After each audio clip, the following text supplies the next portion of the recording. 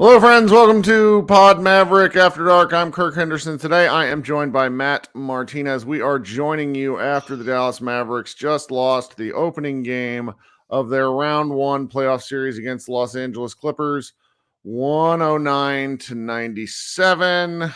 Matt, how you doing? My feelings are hurt, Kirk. That's a good description.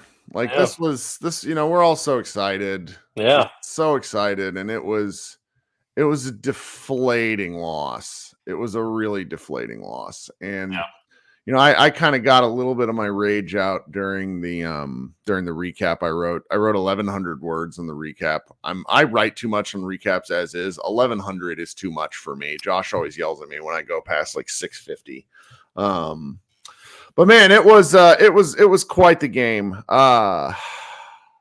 Let me just give everybody kind of a brief rundown, and then we'll go through it. The Dallas Mavericks started the game badly and proceeded to play pretty horribly for, I don't know, probably like 28 of the 48 minutes of NBA basketball that we watched, where in the first quarter, James Harden got going from three, which was problematic, and I kind of figured he would cool off. The Mavericks were wrong button.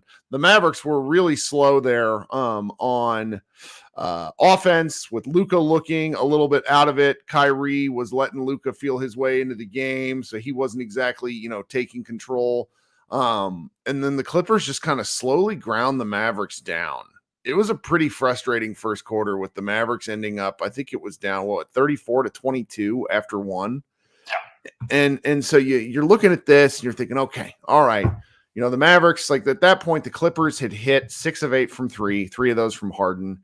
The Mavericks were 2 of 9, with Luka going 1 for 5. And that was kind of emblematic of where the game was heading. And then in the second quarter, we witnessed perhaps the greatest abomination of offensive basketball from a team. I couldn't find historical context as I was writing, but I want to say the broadcast announced it was the worst quarter of offensive basketball in 25 years. That's hard. That's really hard. That's a lot of playoff basketball. They only scored 8 points in the quarter. 8 points. They got down 22-40 in 90 seconds in, because the Russell Westbrook came in and punched him in the mouth, and Kidd calls a timeout at the 10-17 mark. And then, would you believe it or not? Now, I know there are stoppages in play, okay? So people are going to get mad at me for saying this, at least people who are big-time Kidd guys. Kidd didn't call a timeout the rest of the quarter. Would you believe that? I can't. I think in the little thing that I wrote after the game today, I think I pinpointed a couple other Kidd moments that made me roll my eyes, but I did not catch that one. That's a good one. And so it's just a game log thing, and I'm sure Coop or somebody from the Mavericks is going to correct me tomorrow. The Kidd actually did blah, blah, blah, blah, blah. But I say that during that 8-minute mark, during that 8-point quarter, one of the things Kidd has actually been absolutely spectacular about this season is drawing out of timeout plays. Stoppage in play. And so following that timeout at the 10-17 mark, Gafford missed a dunk but got fouled. That was the only thing that was easy-ish for the Mavericks the entire quarter. Everyone missed shots. Lively missed he got a putback attempt on the right side, so right underneath, like almost near the block, and he shot it over the rim. It was like a middle school play. I was just like screaming at my television at watching what was happening. It's so hard watching that second quarter. Like, I'm going to make Josh do a deep dive on it, or I will ask him to do a deep dive, because it was It was brutal. The Mavericks going to halftime down a gajillion points. What was it at halftime? It was dark. It was like 62 to 30. Oh no, yeah, no, 56. 56. Yes, 30, 56. So you come out, you think it can't get worse than this. James Harden immediately sticks to 3 because he basically put Derrick Jones Jr. on his butt, and it was 29-point game at that point. And the Mavericks made a little bit of a run in the third quarter, sort of. Kyrie was like incandescent. He was 8 for 8 from the floor. There was an 11-2 run in the third quarter at one point. They whittled it down. Every time they whittled it down, the entire game, the Clippers would call a timeout at just the right moment and score immediately. I mean, the Mavericks actually, after that, that Harden 3, the Mavericks actually scored in pretty quick succession 9 points. And following the timeout that Ty Lue called, the Clippers hit back-to-back threes, which is just like, oh my God. Yeah. And they were like, they weren't lucky threes. They were in the flow of their offense. They were, just really great stuff there. And so the Mavericks they worked it down a couple of times, but still entered the fourth quarter down 23 points. Despite Kyrie Irving's best efforts, he played a really good offensive quarter after kind of a slow first half. Luka was still really, really terrible. I'm sorry. It's like it's one of the weirder offensive games we're ever going to see from him. Luka missed 7 2-point shots in this game. 7. That never happens. And I mean, some of that's Clipper defense, but this is one of the best shot makers in basketball right now. So for him to miss the kind of shots he was making, it's worth pointing out because he was connecting on contested long twos, but he was not connecting on some of the rough and tumble drives and like the post game type shots he's normally just so good at. And so Irving and Luka actually helped work the lead down to 15. The Clippers call another timeout, and they score out of that timeout. And not only did they score out of that timeout, it was a dunk from Paul George, where PJ Washington gets a little lost. Just great play design. It's hard to be like mad at the Mavericks defense in this regard. And then comes down and hits a bananas 3-pointer over Washington, which it's, again, hard to be mad at Washington. And at that point, the game was effectively over. The Mavericks worked it down a few more times. Josh Green came into the game and did his, like, Josh Green, like, I'm going to be an energizer battery type player. And really, he pushed the pay. He got some steals. He got to the line twice, hit 4 free throws. But at that point, like, the game was over. So it's what are we really supposed to do? And so now we're 8 minutes into this podcast, and I feel as if I may be out of things to say because like you said, my feelings are hurt. Yeah. Well, I mean, to what do you attribute the world's worst start? I mean, is this a team that has effectively had, 10 days off? Mm-hmm. Is this a team that came in without the requisite, professional athlete level of focus that is, you just assume every NBA basketball player comes into the game with?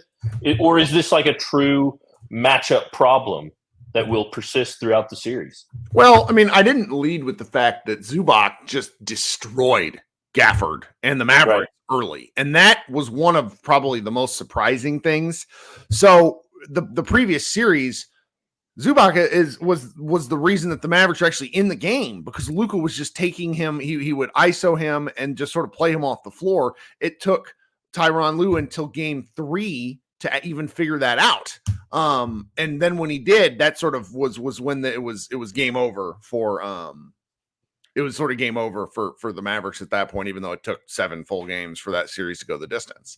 And so that is going to be something that's really worth watching because for the better part of 2 weeks, I, in particular, have talked about the Dallas Mavericks rotation being the starting group who we kind of know what we've seen for the last 20 games. Luka Doncic, Kyrie Irving, Derrick Jones Jr., Gafford, and who am I forgetting? PJ Washington. That's your 5. Right. And then your bench guys are Lively, Maxey, Exum. And what we saw a lot of tonight, partially due to foul trouble, like PJ got into foul trouble, but also just because of flat out offensive ineptitude. Tim had to come play early. Yep. We said Josh got some time. And how many times have we repeatedly said we want no part of either of those two? for extended minutes. Right. And that's not their fault. It's more of a like the Mavericks have won basketball by playing a certain way.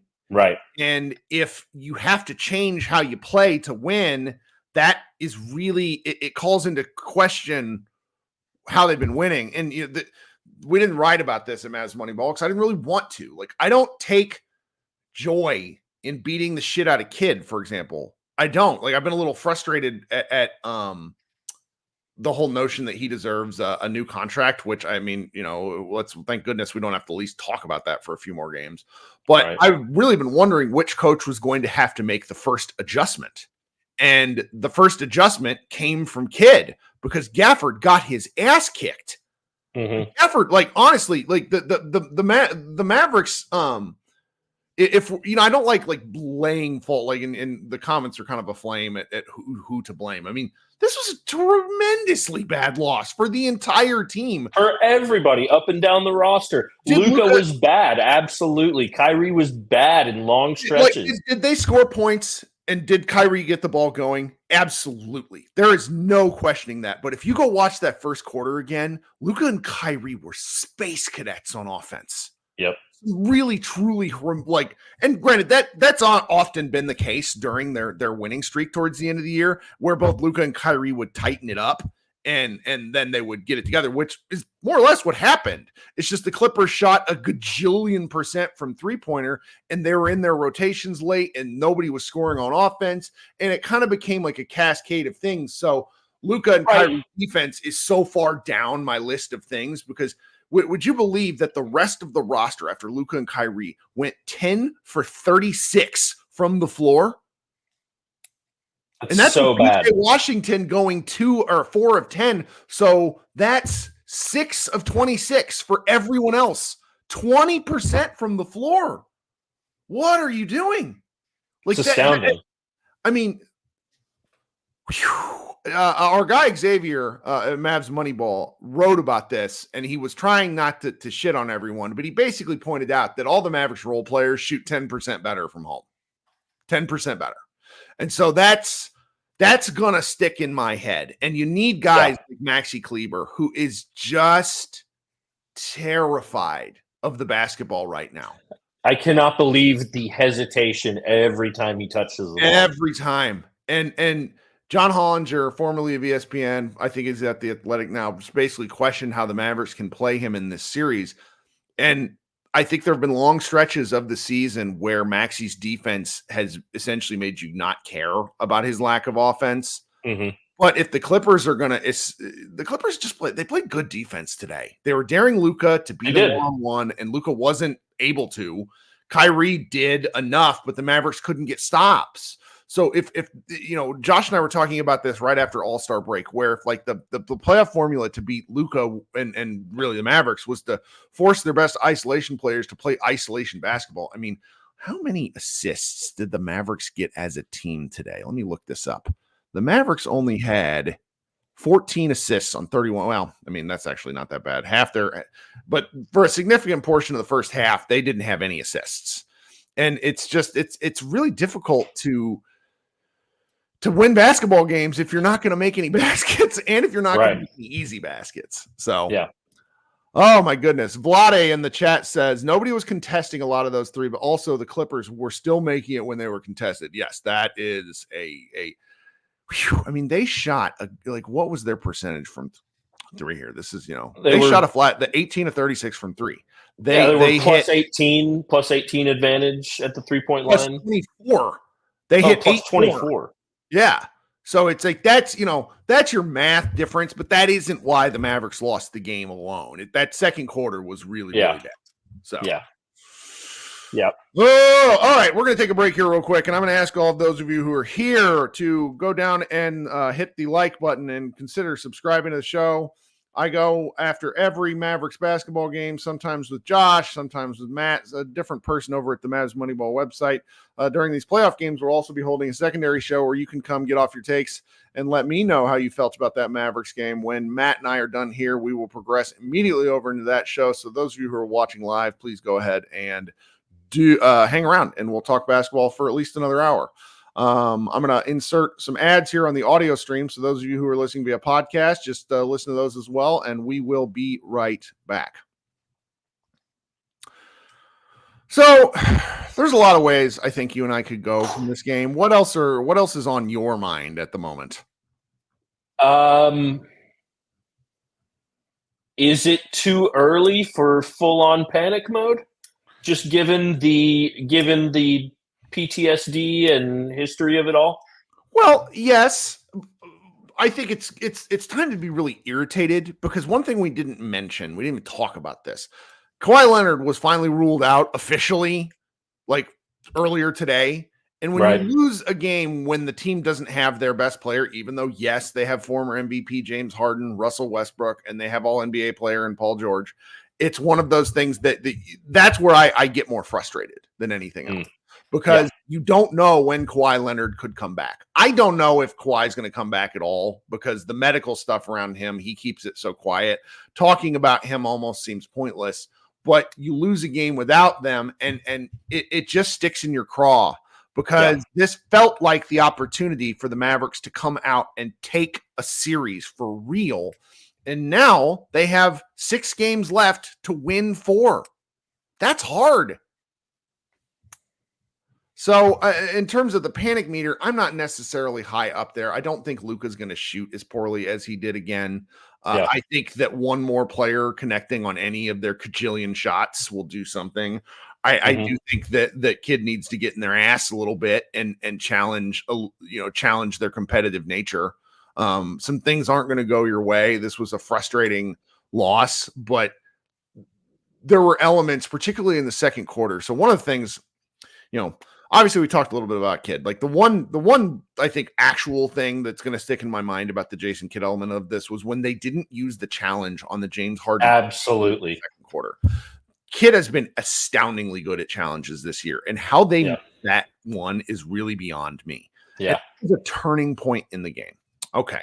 So you look at that game. So I just want to just kind of zone in on that particular element right there. I'm going to go find it on the play-by-play because this really stuck out to me because I did the recap over at Mavs Moneyball.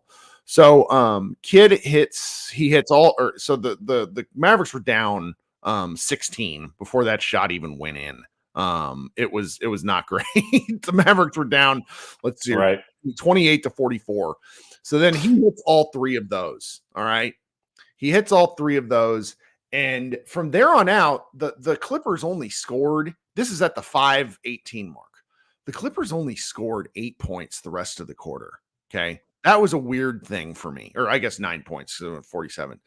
And that was over 5 minutes of the game. The Mavericks found some defense. They found some defensive answers.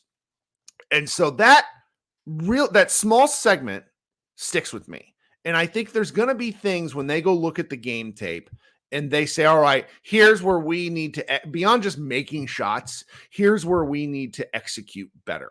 I think they will take Luka off James Harden. Harden kind of 8.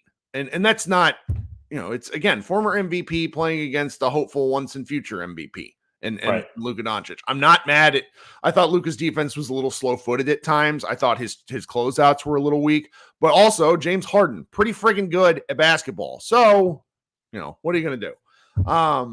That's like, there's enough here to where I wonder, what the Mavericks, and that's either whether Kawhi comes back or not. There's something here to where I feel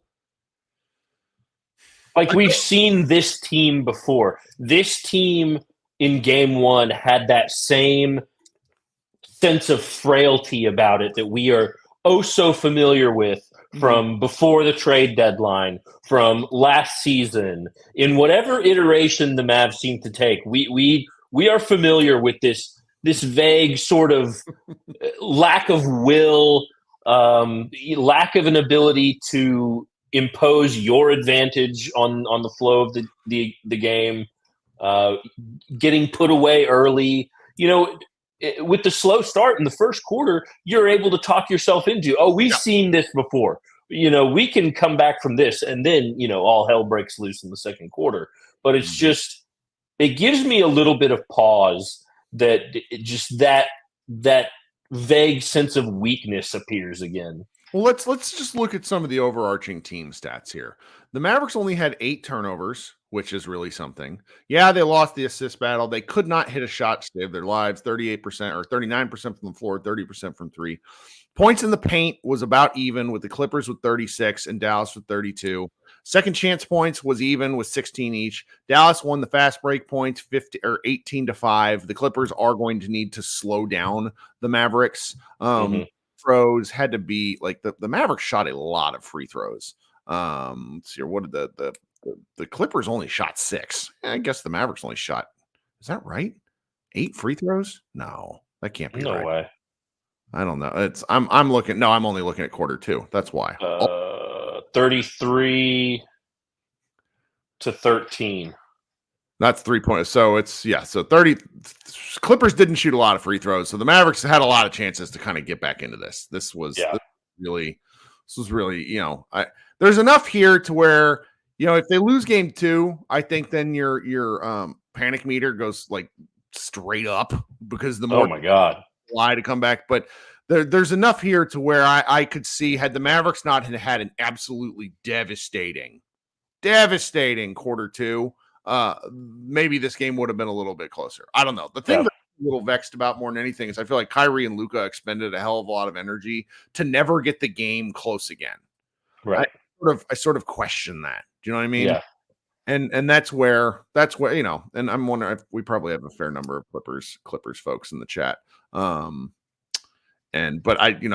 nobody's probably listened to my show before, but I've actually made a point to be pretty fucking respectful to the Clippers, because again, Dallas has not beaten them in a playoff series. Yeah, that's right. That's right. Stone cold fact. I need to point out real quick. Shout out to Kevin. Kevin pointed out the kid didn't call timeout again until the fourth quarter with 3:27 left. Thank you so much for that, Kevin. Yeah. And then I think this is Malik's Master says, for the life of me, I don't understand why Kid didn't challenge that Harden 3-point foul call in the second quarter. What is he doing? That's honestly on his assistants. I mean, he takes the responsibility ultimately as the head coach, but like they're sitting there with iPads, and I'm wondering if it's because it was a kick to the side versus the kick out. If they were a little confused as to whether that was a non-call, or which it might have been. I honestly don't know how the ref, Ed Malloy was in this game. You never know how that guy's gonna coach a basketball game, but here we are. Do you have anything else we want to kick off on? What do what adjustments would you make immediately going into game 2? The old play better button. That's sort of the first one for me. I don't know what would you do about the Gafford conundrum, maybe? Well, apparently Gafford in post game specifically noted that he played poorly, and so he's got to come out and play better. And Zubac is a heck of a basketball player. I've always thought he would have been a hilariously fun partner for Luka in the pick and roll, just because he's got such feet and good hands. On the offensive end, I mean, defensively, all centers are kind of at disadvantage with the way ball handlers can take the ball out and shoot the three. But it's just playing better from him. I think that the Mavericks could afford to move, and this goes for everybody. They've got to find ways to not allow the Clippers to bait them into ISO ball. That goes for Luka too. There was a whole lot of ISO ball throughout the game. So Jerome in the chat says Lively needs to start. Lively needs to get the nod to guard Zubac. And I don't think we'll see that. But I also thought Lively played him a lot better. Just taller, get your hands up. That's the first time that's really happened. So we'll see. Any other adjustments can kind of just come from making some 3-point shots. I think that it wouldn't shock me if Josh Green earns himself a little bit of an earlier look in some of these games. Okay. Just because, he came in and did nice things. I'm not a Josh Green guy. I think he gives as much as he takes away, given a long enough leash. But we're also not talking about 20 minutes. We're talking about 4 minutes, 2 to 3 times a game. He did that today. He came in and just disrupted. I think over a long period, Green gets kind of exposed because he gambles too much. But Right. it was nice today. This was nice today. I also would really like. I have a really weird suggestion in that I would like to see Dallas Mavericks players get a fucking hand up when other teams are shooting 3-point players. Good Lord. I cannot like all of them do. Who was it? Was it Geff? I don't know. It's a mental thing for me. It's like you guys are so tall and so big. Yeah, I know you're charging late. Just get a hand up. It's the Luke Cornett thing where it's like he would always do that even though he's 20 feet away, and it's distracting. It's weird. Would just love to see it. Love to see it. Okay. All right. I'm going to head over here to my live show. Matt, thank you so much for taking time to hang out with me and talk a little basketball. If anybody else wants to hang out and talk with me, I'm going to be posting the link in the comments, and then we can come up here, talk on the stage, and we will talk a little bit more basketball, or you can get your takes off. We have way too many arguments going on in the comments, and I'm going to start banning people unless people clean it up a little bit. All right. I will be right back. Matt, thanks you so much. We will be back here on Tuesday night to do. Josh and I will definitely be doing this then. Otherwise, everybody hang out for the live show. Go Mavs.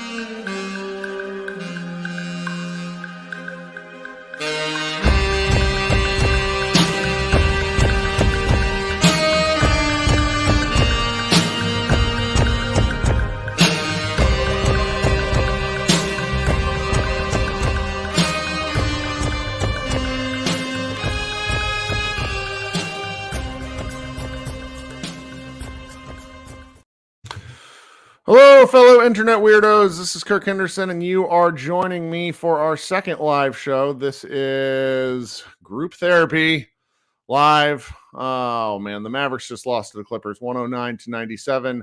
I think everybody really expected me to be pissed off, and I suppose I am because losing is never fun, but also it's only 6 o'clock as opposed to 1 in the morning, which is what the Tuesday night game is going to be like, and I just...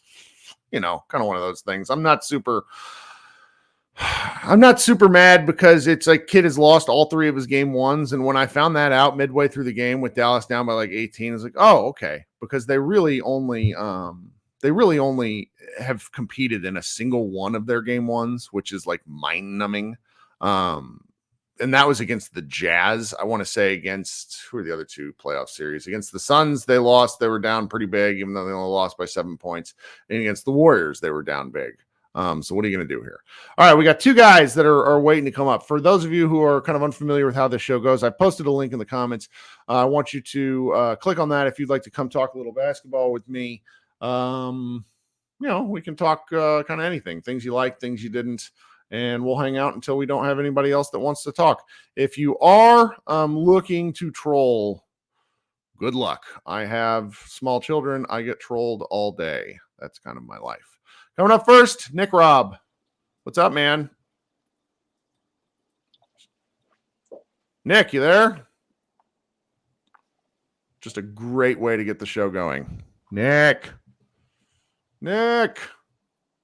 Okay, Nick, I'm going to remove you from the stage here. You let me know if you actually do want to talk.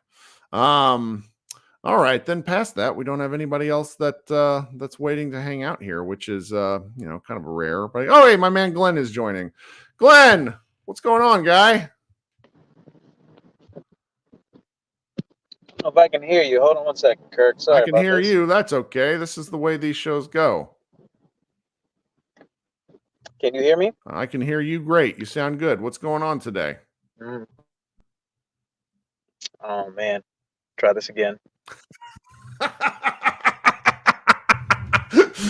The Group Therapy live show going very similar to this Dallas Mavericks game in which nobody knows how anything works. It's all right. We'll try Glenn again. Glenn, what about now? No, man. This is just a terrible show, isn't it? Kirk? Yeah, I can hear you good. What's going on? Why can't I hear you? Probably because there we go. There we go. What are you thinking, my guy? Did you go out for a drive after the game? Yeah, man, I'm as frustrated. I mean, my technology's not working, and I'm just, highly frustrated at this game, man. I mean, more frustrated that I felt like they didn't show up until the third quarter. Yes. Like, I've only seen Gafford look that exhausted or tired or whatever he was, but he got pumped, like flat out in the paint. And the type of defensive intensity that we'll need to actually make a dent in this series, it came in the second half, but it was too little too late. It's almost embarrassing that we were able to close the gap that much, because it's not like we are a seasoned team that, we're not the Nuggets or even the Celtics that's been to these playoff battles where we can just show up anytime we want. Why weren't we as hungry as them? Why weren't our tenaciousness, even when you're missing shots, like we didn't go after them on the defensive end. We didn't get the 50-50 balls. Our defensive intensity was horrible. And I'm not going to just get on the game plan, but it seems the first quarter letting Luka kind of mess around, getting whatever he can get, and then try to get the other team involved as we go. I don't know if that's ideal for. I think we may need to reverse it. I think we may need to get everybody involved. Maybe the second quarter, Luka chases after his shot, and then see how the game goes forward. But I don't know, man. I'm not trying to overreact because of one game, but even there's a lot of things that we're missing outside of people not making shots. That has me frustrated. Well, I've watched a lot of these games multiple times over the past, at least the last 15 games of the year, maybe barring the last two where the Mavericks lost. But during their win streak, they actually played quite terribly in multiple first quarters, only to pull it together and then like blank teams for 20 to 24 minutes at a time.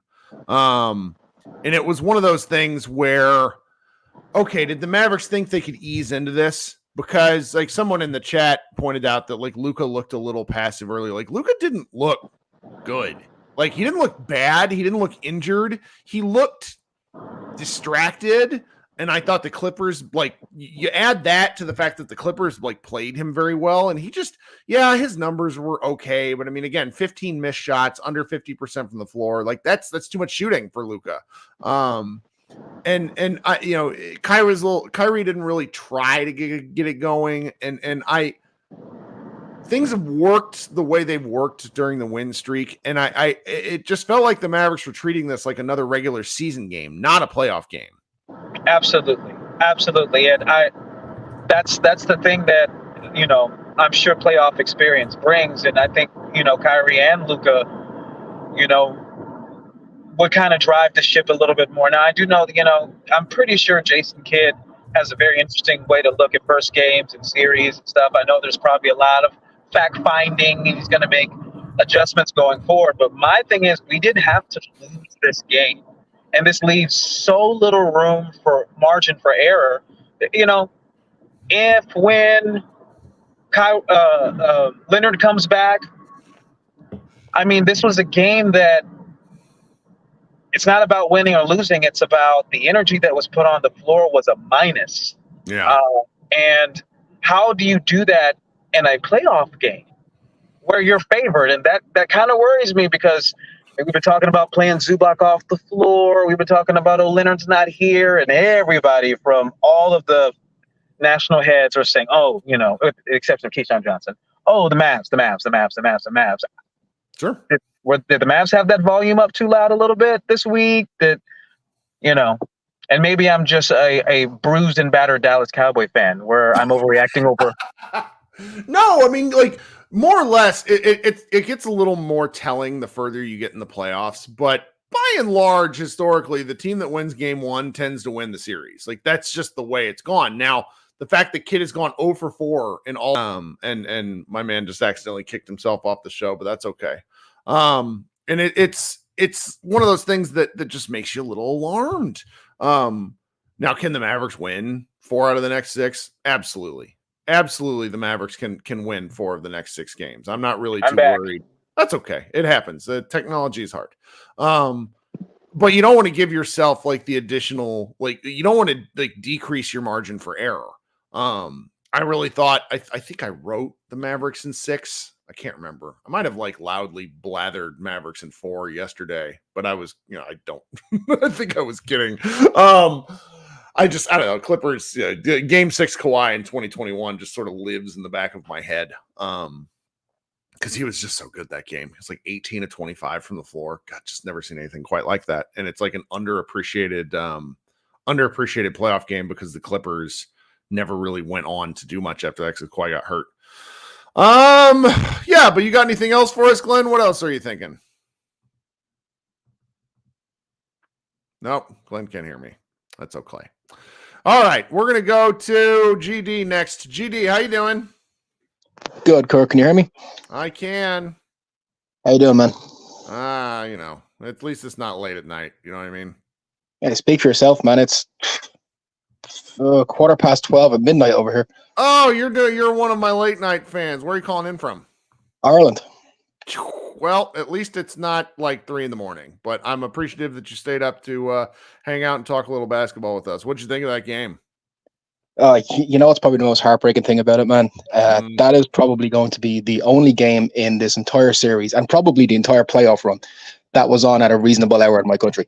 So next Sunday is also same time as this game. Oh, for real? Yes. Oh, well, fingers crossed. It's a bit better than that anyway. That's right. And it'll be in Dallas for that one. So that's a big one. Oh, that's good to hear. You know what, man? I think one thing I kind of want to talk about is there's a lot of tweets going up looking for one particular thing to pin the loss on.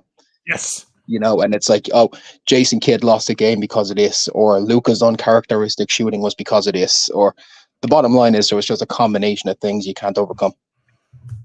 I think that's right.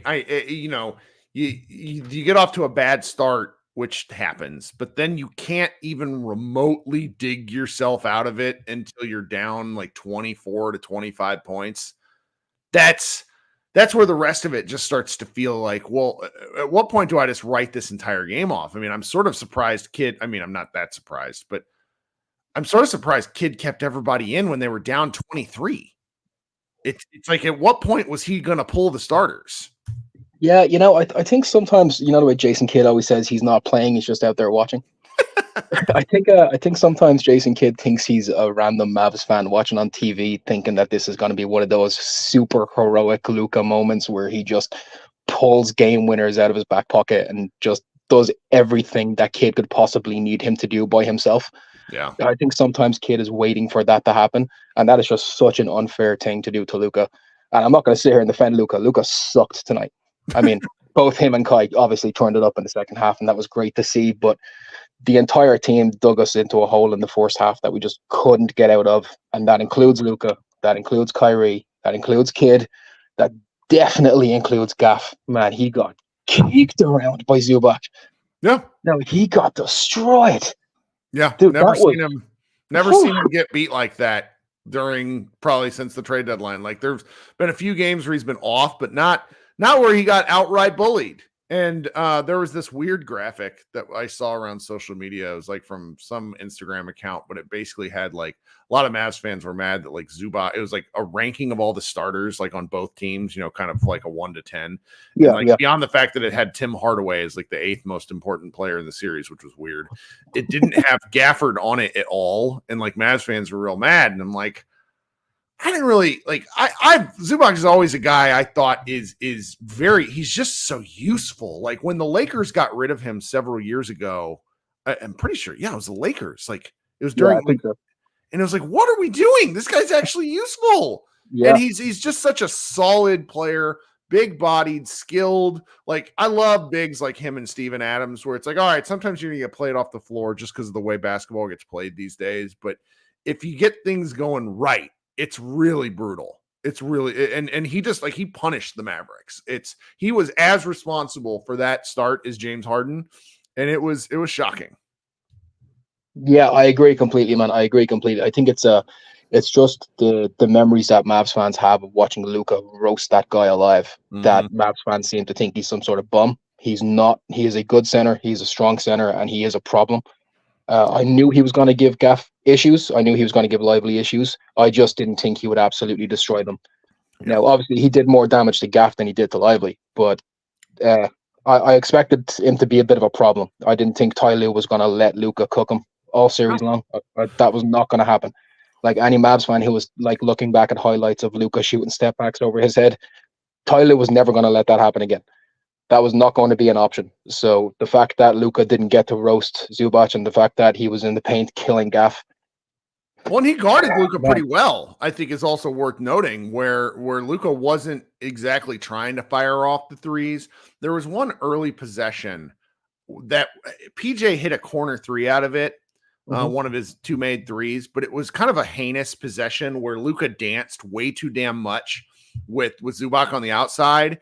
And I thought he had multiple times during the game where he could have at least attempted kind of, one of the, it would be a difficult layup, but not impossible, where he instead opted to kick out to the 3-point line with Zubac on his hip. And I just wonder if he didn't have the burst tonight and was worried about Zubac coming and blocking his stuff. It was an impressive performance. It was from the Clippers in that regard, because it's, again, like you said, the Mavericks have played him off the floor in a couple of series, and instead he is now a concern point for the Mavericks, which simply wasn't the case before the game. Yeah, I gotta admit I didn't see it coming. I really didn't. I didn't think he was going to be something I had to worry about. I thought my biggest concern going into this was going to be Kawhi and that 1 or 2 games in a series where James Harden is on fire. I thought that was going to be our biggest problem. But turns out we got something else to worry about now, and we wasted a Kawhi-free game. We really, really should have seized this.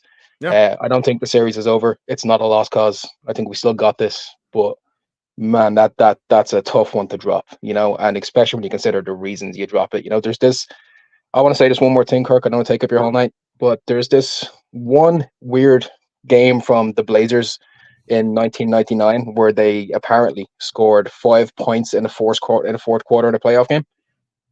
For some reason, that is coming up on some stats and not on others. So whether it's a real thing or not that actually happened, that second quarter was either the second lowest scoring quarter in NBA history in a playoff or the third, depending on, for whatever reason, that Blazers game is on some list and not other. So it was either the second or third lowest scoring quarter in playoff history. And that is just a killer, man. When you have Luka and Kyrie out there and that happens. Yeah. So that is not a list I want to be on. Well, it wouldn't be the Dallas Mavericks unless something really weird happened in a way that longtime fans can't contextualize. I was looking, there was actually this one around Mavs Moneyball Slack. The Mavericks only scored 2 points against Los Angeles Lakers in a regular season game in 1997. So things have actually been worse for the Mavericks. It's just been years. Yeah, no, not a playoff game. The 90s Mavericks were among the worst professional franchises in all of sports. So what are you going to do? Yeah, thankfully I was born in the 90s, so I don't have any memories of having to live through that. Well, hey, I really appreciate you staying up late and talking with us. Maybe we'll catch you next Sunday too, okay? Yeah, hopefully for a more cheerful conversation. All right, talk soon. All right, peace out, man. Bye. All right, we're going to bring up, let's see here. We're going to bring up Mr. Dang, noted angry old man of the chat, older than me. Doe, what's going on, dude? What's going on? What are you thinking? Hey, we lost one. I mean, we came in totally unprepared. Exactly what I thought it was going to be. We lollygagged the last 2 games, and I understand resting Luka and everything, but we didn't have a plan to start off with. Sorry, I missed the first part of your show and stuff. That's what this is about. It's better than arguing in the chat. As like we have Clippers fans who are trying to, they won, they control, and nobody's being too mean, and we're all pretty grumpy. Fanatic, just to address this one question, Fanatic wants to know when Kawhi is coming back, and I think that it's nobody knows. I don't. Kawhi will show up and do work whenever it is in his best interest, and he wants to. So we could see him on Tuesday. We could also not see him for the rest of this series. The way that we're playing, they don't need Kawhi. Oh no, not tonight. You know? Shoot, they won by 12. Yeah. Like they were up by 29 points at one point. Kawhi, he was having a great time on the bench. Right. I agree. I mean, I love your coach. I mean, if you switched coaches with us, I think we'd win a championship. I don't know, man. Tyronn Lou is a good coach, but Lou also has a tendency to coach down. Like if the Mavericks come back and win this series, I think like Lou will end up taking a lot of the heat. Like it took him again. I mentioned this with the last caller. It took him until Game 3 to realize that the Clippers should have gone small in 2021 and to torch the Mavericks. So yeah, it's scary though that kid always reflexively goes to what he knows, and that's to go small, and to go to the same players, and. Well, what would you have had him do tonight? What would you have? Because I was a little frustrated with him, but for different reasons. What would you have had him do tonight? Because the players knew he chose to play. I mean, everybody was missing everything. So it's like Derrick Jones Jr. I agree. He can't play and go 0 for 4. You have to be a threat. Oh, I agree. But I would have put in Green for the defense, because he showed a spark, did he not? I mean, the few minutes that he in there, he got a steal, he got some rebounds. He attacked the rim aggressively. I would have done that. I would have played some Hardy too. Hardaway was not good again. It's just he goes to the same formula, and I'm tired of seeing the same formula. Green, it's tough because at a certain point, the starters, the guys who are in the game, you hate PJ Washington at 11 points, so you hate to be too bad on him. But again, he shot under 50% from the floor. And then Maxey was useless. Maxey's useless. Maxey's the one who really, on the offense. I think he's the one who deserves the most ire here, because he is just. There is a big, you can see it in his face when he catches the ball that he does not want to shoot. Yeah, yeah, he wants to bury himself on the bench right there. Defense was okay with Maxey. Yeah, defense was okay, but still, it's just. I'm just tired of seeing the same formula, Well, if you're down by almost 30 points, that's why you hope they move on from Hardaway to at the end of the season, anyways. Just because it's a crutch. Whereas the Mavericks have won by playing big, and they miss so many damn shots that kid tried something random. I wish he just would have called some more timeouts and kind of ground the game to a real halt and allowed the Mavericks to, done something for the Mavericks. Thrown a fit, gotten kicked out, just gotten suspended even, made a freaking statement, because I'm tired of him just sitting there. It's tough because the players just have to play better. I'm with you on a lot of this stuff most games, but when you're watching some of the things that was going on in this game, particularly in that second quarter, you sort of throw your hands up and go, what are you guys doing? You look scared. Everybody looked scared. Dante Exum, who has played, if you go look at some of the games that there's some of the arenas that he played, they look tight. They look tight. They look so tight, and it was like fuck, and what? That's on them. That's not on kid. In my opinion. But at the same time, the leaders and the coaches have to go, bam. Like Rick. What would have done? Rick would have called a bunch of timeouts. He would have thrown a hissy fit. Done something, and the leadership, Luka, I'm calling out you, Luka. I'm calling out you, Kyrie. You should have, after the first quarter, you should have rounded up the guys and blew into your guys. And that's where, if Luka wants to take the next step to be a real MVP, he shows that leadership right then and there. And if it can't come from the coach, it's got to come from the players. If it can't come from Luka, don't you have veterans supposedly that you brought in to help them? You have the 15th man on the bench. He's supposed to be, what's his name? He's supposed to be a guiding light. But right there, you got to have a guy that's going to light into your, the players, whether it's a coach. This is worth pointing out. So in the chat, Kay Yadagami points out that Kyrie was getting into everybody during timeouts. He was. Kyrie was doing a really strong. Okay, I didn't see that. No, there was a lot of that going on, but it's like when you're down by 29, how much energy are you expending, emotional and physical, to get back into that game? Right. But if he would have gotten kicked out, it would have given the Mavericks time to have a breather. Sure. It would. I mean, it's what you really ask. What I'm asking for, and you're asking for, variations of a theme, which is where it looks like, okay, can we not make our adjustments after the game? Can we do anything in the game? And this was one where they really, the adjustment was, can we please score the damn basketball? Which they did in the second half. They scored a lot easier. Right.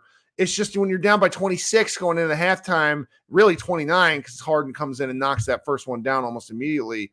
It kind of like the game was kind of over. Like, this is a big, hopefully in game 2, this is much ado about nothing, where we're coming in to talk about a lot more interesting things other than how do the Mavericks not get their ass beat? Right. But can a coach draw up an easy play to take advantage of, the momentum swing? If you saw it every time Tyronn and Lue called the timeout, there was a successful play drawn up, an easy bucket, that broke our backs. Kid had no counters for that. I mean, they tried one in the second quarter, and the Clippers fouled Gafford, and just like they did a great job at stomping on all Dallas momentum. So they did, but I just don't think that Kid has the counters. In the next game, we'll see. It's tough for me on this because I'm not a Kid guy, but they did it on a great stretch of the season, and they frankly, did. But he rested on his laurels. I mean, we'll see. Okay, no creativity coming into the series because you're going to have to throw in counters. A 7-game series is about adjusting. But that's also on the players, and so we have a little bit of an intense debate going on in the chat about the kind of Luka Kyrie play style, about whether Luka needs to get more guys involved off ball, and I'm just kind of like, guys, we got to the playoffs, got this seed. When Luka and Kyrie play together, they win most of their games. Like, this is like, what are we doing? Like I have a feeling that some of the same people would say Luka needs to change the way he plays, even if they're in the finals. It's like, it's just, you can't do that. That's not possible. Well, no, and if the Mavericks have one more dynamic scorer, I think you kind of have to have those conversations, but they don't. You have Luka, you have Kyrie, PJ. You hope he gets it some games, but he just doesn't. So it's like there's an element of the Mavericks just need to play better. Kid is a front running coach. We've talked about that a lot in the sense of when the Mavericks are playing well, he coaches the shit out of them. When they're playing bad, he's like, "What do I do?" But you notice they didn't push the tempo either. They didn't push the tempo. If you kind of look, I'm like, why are we playing so slow? Well, this is an old team we're playing against. This is a funny comment, and like this is where I don't know what I know that we're not watching the same shit, dude. When Luka is off and Kyrie is cooking, you have to run through him. That's the point. What do you think they did in the third quarter? He went. They did great from the the floor. Quarter. They ran through him. He Kyrie Irving is 32 years old or however old he is. He doesn't want to take 45 shots. He wants to be the guy. And he wants to be the guy who comes in and absolutely finishes the fight. He doesn't want to start it. And that's what he's done. I agree. He's been incredible. Yeah. So. I mean, but he played tremendous in starting in the middle of the third and all the way to toward the end of the fourth. I mean, both him and Luka were on a roll, but they kept on answering. Luka kept on answering. Like, he missed a lot of the post-ups and the bunnies and shit like that. It was like, but he did he was terrible in the beginning. The first half, Luka was like, man, where's Luka? I'm like, is he on the second floor? Just like that song from the 80s, and that's where it's like, I always have to flirt the difference between pissing off Luka super fans and pissing off Kyrie Irving super fans. Whereas I am a Dallas Mavericks fan above all else. And it's like I thought Kyrie played mostly great today. I thought he was pretty much the lone bright spot. I think Luka didn't play that well today, and I'm probably going to eat a lot. I'm going to get a lot of grief for that. Let me be the bad guy. The bad guy. I'll call out Luka. He was a piece of shit, you guys, the first half. A little much. His defense was minimal. He was Olay. He wasn't here. I don't know what he was doing. He was an embarrassment. He was non-MVP. He didn't even deserve to be in the top 5 the way he played in the first half. Not at all. I mean, call it a spade a spade. He'll come back. He'll come back this next game. And Luka rarely has 2 bad games in a row. I don't remember a playoff game like that from him ever. But hey, we got 2 more folks. I've never seen this poor. I'm sorry, my bad. Well, no, it's okay. We got 2 more guys I want to get to, and then I'm pretty sure my wife is going to be like, why are you still talking about this game? So, all right. Thanks, Kirk. Hey, thanks for joining. I appreciate you. All right. Take care, buddy. All right, JJ coming up next. JJ, how you doing? Kirk, how's it going? Good. What's going on? Doing well, man. Haven't been on one of these in, gosh, about a year since I was on last year after the last playoff run ended. Appreciate you doing these. 2 years. Yeah, that's true. We didn't have a playoff run last year. We had the sad Price is Right noise as the Mavericks died in March and April. Yeah, I try to whitewash that from my memory as much as possible. That last caller said a lot of things I wanted to say, so I'll try to keep this quick. But nope, go ahead. To me, it looked like rust and perhaps a little bit of overconfidence. I think our guys are online quite a bit. They just looked lethargic in that first half. Luka especially looked rusty. We're about the same age. I'm a lifelong Mavs fan. I love Luka, but I'm a Mavs fan first and foremost, and I have no issues calling him out. He didn't look like he was into it in the first half, and in a way, I think this is a good thing because, from my experience, a pissed off Luka is the most dangerous Luka. It's a good take.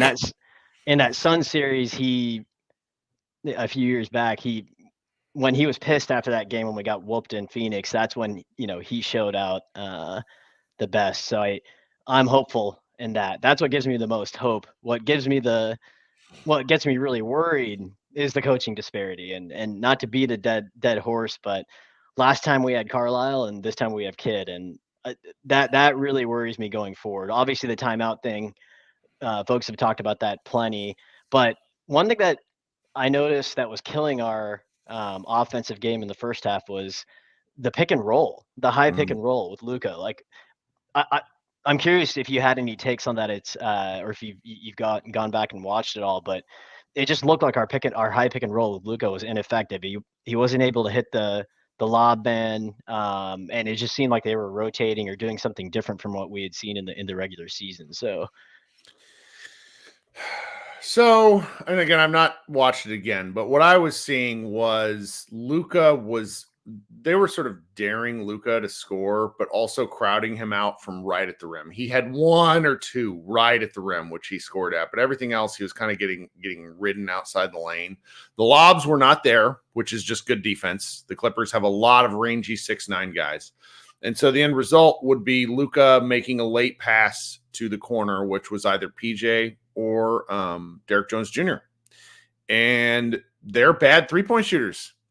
It's not, I'm not being critical here. Like, statistically, they're not very good 3-point shooters, even on open shots. And that's been sort of a known weakness where you hope that the Mavericks will find a way to make it work. And we've seen games where it can and it absolutely breaks the game wide open. And we've seen games where they've struggled. And so I think they're going to go look at some tape and they'll figure out what they might be able to do differently. The kid is pretty good at adjustments.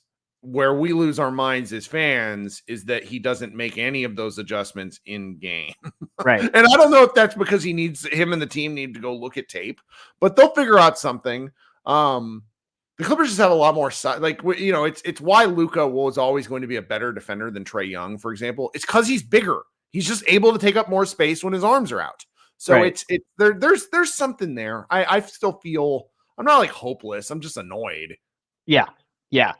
And yeah, building on what you just said, I think just look at how few dunks we had and how it got outboarded, right? Like they were doing something on the boards and down low to keep us from dunking. And like, we just weren't able to exert our dominance down low, especially on the boards on the offensive and defensive side. And sure. I feel like that was one of the biggest differences, versus the end of the regular season, that really great run we were on. So hopefully Kidd can make some adjustments and fix that. And just, last few points here, Kyrie is such a warrior, man. That guy is, I wasn't a huge Kyrie fan entering, when he came to Dallas, but the leadership he's shown, and just like the fire, like when we were down big in the second half, I love to see that. So So hopefully that comes to benefit us later in this playoff run if it goes long enough. And then PJ, I was pretty worried about this being PJ's first game in the playoffs. I don't know if you listened to the JJ Redick and LeBron pod. They had a whole playoff episode this last week, and they were just talking about how it's a completely different game and how guys, some guys just can't step up to that big stage when they hit it for the first time. But I thought PJ, I liked his defense and his willingness to shoot in the first half. I felt like he was one of the lone bright spots. It's sort of tough for me to tell, to be quite honest, because he shoots the ball so damn bad that like, yeah. How are we? Was he rattled by Russell Westbrook? No. Overall, I thought he played pretty well. I think if he hits one more shot and scores 14 points instead of 11, do I feel differently about his game? Not really. I think he did his job. I'd like to see him score a little bit more, but I don't think he attacks the floor really well from the middle of the floor, and he only had opportunities that I can recall coming off of the baseline or the wings, and really just shooting threes from the wings. I thought he did fine. So yeah, he did fine. Like obviously he didn't have a great game, right? But he wasn't hesitant. He wasn't tentative. Like he was being aggressive on both the offensive and defensive side. So that gives me some hope going forward. And then last thing I'll say is I think Nash had that quote. These games or these series are long. After you lose a game, it feels like you'll never win one again, and after you win, it feels like you'll never lose again, right? So let's try to keep a level head, Mavs fans, and just take this one game at a time. We just if we split here in LA, it's still a victory, right, on the road trip. So we just need to win this next one, and we'll be right where we need to be. Yeah, no, I agree with this. I agree with this. JJ, thanks for joining. I hope you come back. All right, thanks, man. All right. We got 3 more people joining late. I got to find a way. This is more of a Kirk problem. I have to find a way to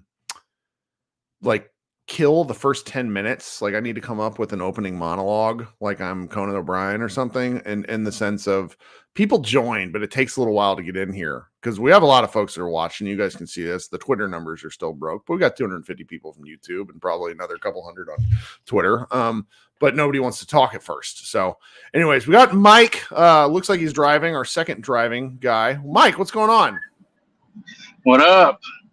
Tell me what you're thinking. Yep. You sound great. Okay.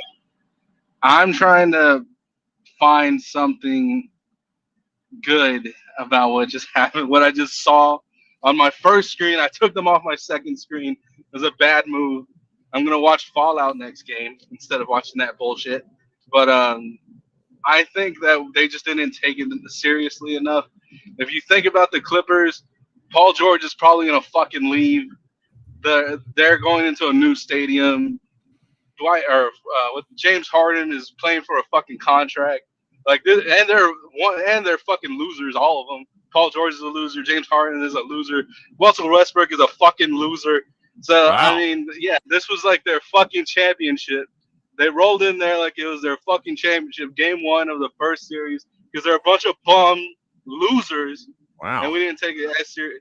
I'm trying. This is all fake, but I'm trying to find something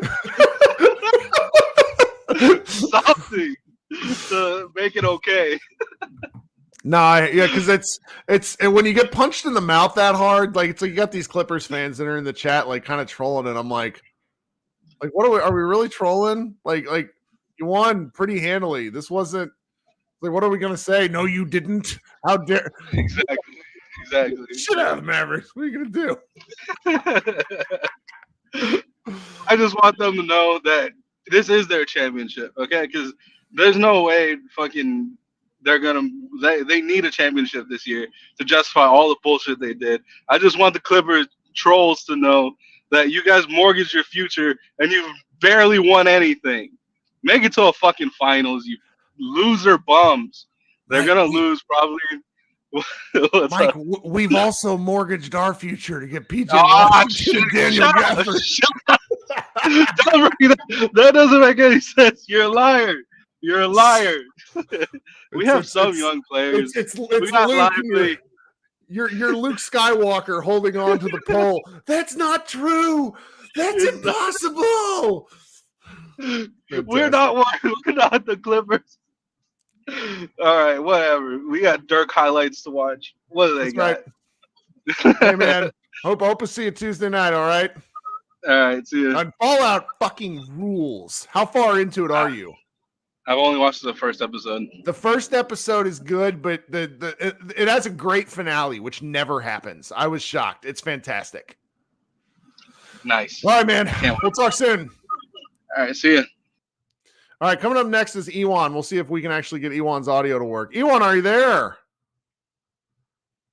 Ewan used to be able to connect to the show, and since he's been joined and then he removed, he can't figure out a way to get in the show now. Which we're gonna have to DM a little bit and figure this one out. Tyron, welcome to the show. Welcome back. What's going on? Hey, not much. I'm joining late. Sorry. But hey, I just wanted to throw a few pointers in there. Guys, cut it out. Like, this game one, this was a fluke. You know what I mean? Like, I kind of came into the game under the assumption that the Mavericks probably had way too much time off, and this is what happens usually. And look at what happened. You know, strike one, strike two is, Jason Kidd's not really the best strategist in the world, and I bet he was banking on Kawhi Leonard not playing, and since he didn't play today, he probably just thought he'd mosey in there and let the Clippers beat themselves, which isn't the case. Three. I'm gonna make this quick. I have to go, and I'm pretty sure you want to go too. But three. Everybody's saying that they wanted to see the Clippers. Like, guys, that's no. Like they. Granted, I think the Mavericks are the better team, hands down, 100%. But these guys aren't pushovers. These guys are seasoned playoff vets. They haven't won much. But let's be honest, Kawhi, Paul George, Harden, Westbrook, all those guys, they can be dangerous. Like, let's not play ourselves. You know what I mean? And I feel like the team walked in there with that same mentality, like, oh, we just got this.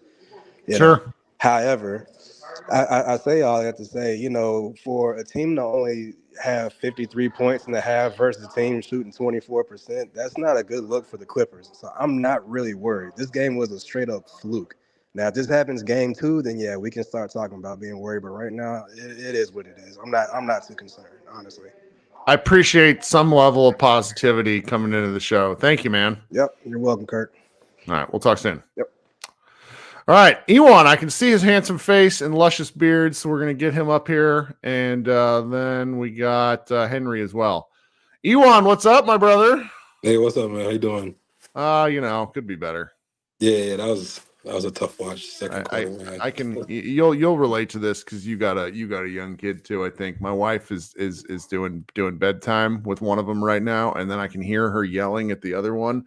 And so the moment I get off this podcast, I too will be getting yelled at. So it's great. It's just a great day. What a fun Sunday. Basketball's fun.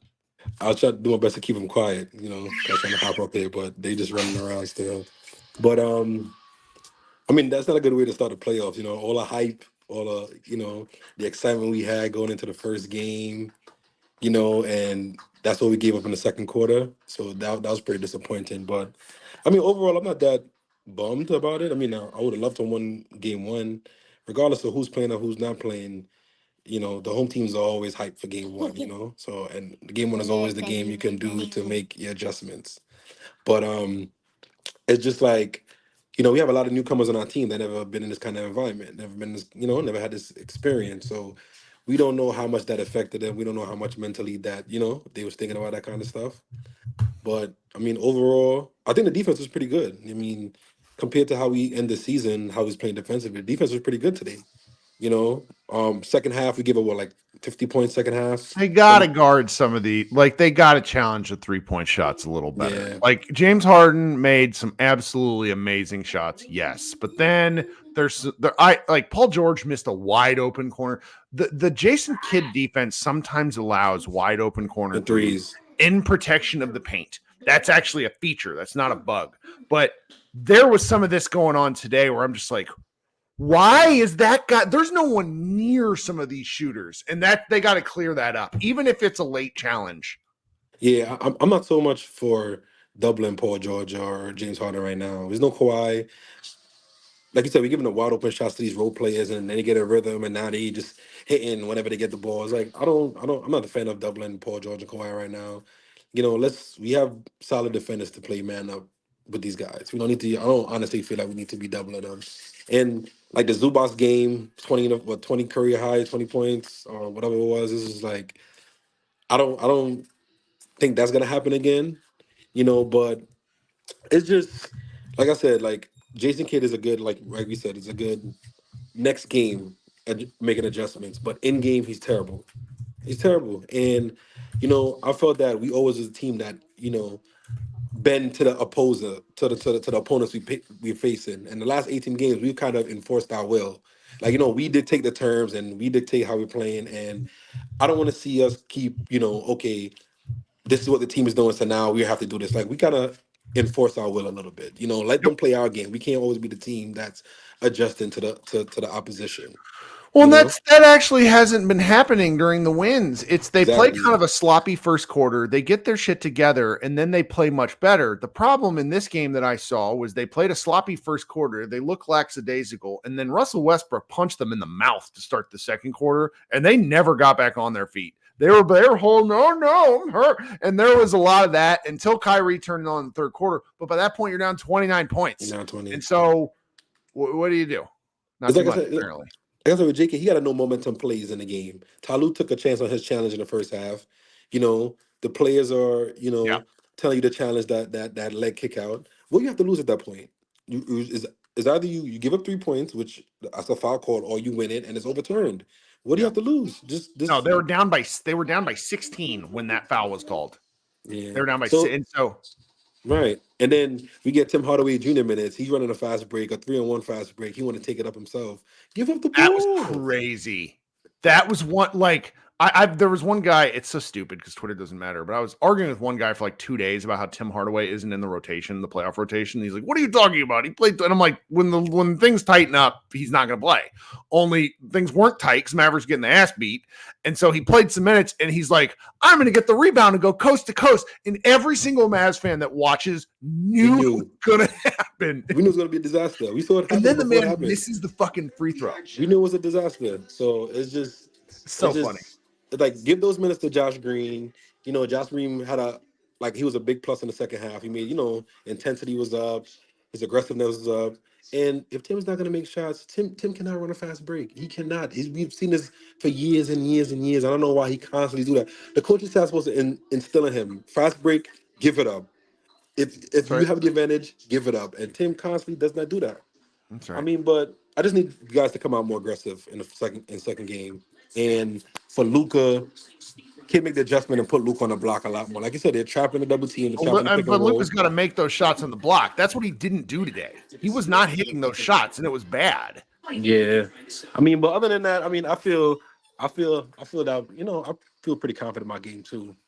And just like I said, come out aggressive. Luka have the killer mentality, like we know he has, and like Jason Kidd has got to be better with his in-game adjustments and in-game timeouts. Like, you can feel momentum, you can feel the swing. Just be ready for it, and don't be scared to call a quick timeout in the first 2-3 minutes. Like Rick Carlisle would do 2 minutes in the game, and he don't like the first people just in timeout. Hey guys, get it together, And last thing I have to say is, like, the Clippers did some cheap shots this game, like the Paul George check to Gafford that got him injured. And Richard Jefferson. I didn't like Gafford was pulling a Josh Green where he was falling over already. And I'm like, how are you falling over? Did you slip on water? And then Luka gets elbowed in the head by That's Zubac. His boy, though. They're countrymen. That's like you elbowing your friend in the game at 21. They're not countrymen, obviously, but those guys in the Balkans, that whole region. I know Slovenia is not in the Balkans. Don't yell at me, overseas fans. But those guys all like each other. So that's anyway. Well, I'm glad you joined. Yeah, it's been a while. I'm trying to go to game 3 or 4. Woo. Presumably game 4, if prices go my way, but I'm gonna try to head out there for game 4. We'll see how that goes. Awesome. All right, man. Talk soon. Take care. All right. Coming up last, my man Henry. What's going on, guy? What's going on, Chief? I'm sitting here at work for a little bit, so I was trying to call in a little bit sooner. So I'll start off with the negative, then we'll get to the positive. Negative. Kids bald ass got out coached. Holy shit, was Ty Lue's out of timeout drawing immaculate. Ty Lue absolutely ran circles around Jason Kidd today. He said he was prepared for Kawhi and for him not to play, and I saw none of that today. So he doesn't tell us the truth. He clearly wasn't prepared today in the slightest. Obviously, we got people whose is the first time being in the playoffs. That was clearly apparent. I'm not worried about it. I'm going to be honest with you. We can go 0-2 tomorrow, and I'm still not worried about this series. Russell Westbrook, Terrence Mann, 5 of 7 from 3. That's not happening again. Harden, 28 points. I'm sorry, fam. This was like their high of Harden highs, played fam. great. They're though. not doing this again. Like Harden played there was his threes are either going to go or they're not. But he had a floater in the first half that was like just classic MVP Harden that pissed me off to no end because it was just such a fucking good shot. I'm gonna be honest with you, fam. I'm not worried about it. I've seen PG fold too many times. I've seen Harden fold too many times. Like mentally, they're just weak. When asses get tight, mom's spaghetti, arms is heavy, knees. Like, I'm sorry, I do not trust him in the slightest. So, I'm not worried about it. This game felt like to me. Like, I saw nothing that made me panic to be like, we can't beat it. I still got Mavs in 5, 6 if Kawhi comes back. I'm gonna keep it a buck with you. We're gonna go tomorrow. We're gonna split it, and then we're gonna go 2 up at home. It's gonna be 3-1. We close them out. Like, I'm not worried about this in the slightest. Kyrie saw what it was in that third quarter. He was like, all right, I'm gonna have to take this over. So I expect Kai to fully be engaged from the opening tip, second game, and moving on forward. Kai's not gonna let this play out. I'm sorry. I've seen Luka at 2021 when they were healthy and younger. He put 40 on their top. I'm not worried about this in the slightest. I'll be honest. I was glad to see that third quarter from Kyrie because he and Luka were so bad on defense in the first quarter. They were so bad on defense where I was like, there were a couple of switches where, and I know sometimes it's the first quarter. You don't want to pick up a stupid foul, but it's like, guys, lock in a little bit. And they've just, I don't know. I think they've gotten used to kind of coming out and being a little just sort of feeling out what the other team does. Only the Clippers never missed from 3. Right. And you just can't, they have too many good 3-point shooters to have that kind of attitude. So, well, I very much appreciate you joining. What else are you thinking before we get on out of Dodge? I'm not worried about it. We're going to light their ass up. They're going to fold mentally, whether Kawhi comes back or he doesn't. 5 games if they take it serious, 6 if the Mavs decide to play with their food. I'm not worried about this in the slightest matter. We'll be back on the next one. I'll catch y'all on the next one, man. All right, see you late Tuesday night. Tuesday night. All right, bye. All right, so this is the final guest. I'm going to head on out. Thank you so much. We had one more folk. Marco sent us a tip as well. He said it's been really frustrating to see how easy baskets the Mavericks seem to have, that they would get fouled and then miss the free throws. Yeah, they did miss a lot of stupid free throws tonight. Guys, Josh and I will be back on Tuesday night. I know for certain Josh will be back on Tuesday night. This was just easier to go ahead and do this. He was going to be available later tonight, but I wanted to get on with the show here. Thank you so much for spending part of your weekend with me. We, we'll have plenty of stuff over at Mavs Moneyball, kind of overanalyzing this element of the game. It's that time of year. This has been Kirk Henderson of Pod Maverick, and this has been Group Therapy. Talk to you guys soon, and go Mavs.